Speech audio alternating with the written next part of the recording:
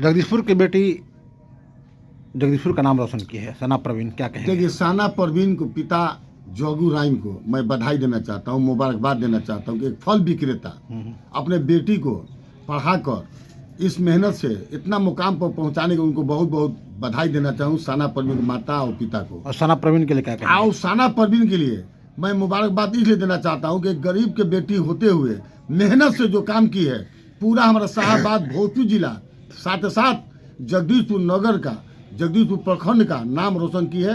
इसके लिए हम अपने तरफ से, अपने पार्टी के तरफ से, अपने विधायक के तरफ से, अपने नेता के तरफ से मैं उनको मुबारकबाद देना चाहता हूँ, बधाई देना चाहता हूँ कि हमारी बेटी, हमारी भतीजी जो जगदीशपुर का नाम रोशन की है, इसी तरह से और आगे बढ़े, आने वाला दिन पूरा बिहार के नाम रोशन करे। इसके लिए मैं बहुत बहुत उसको मुबारकबाद देता हूँ। परिचय दीजिए। मेरा नाम भोला खां, राष्ट्रीय जनता दल प्रखंड जगदीशपुर। मैं सो तक नाम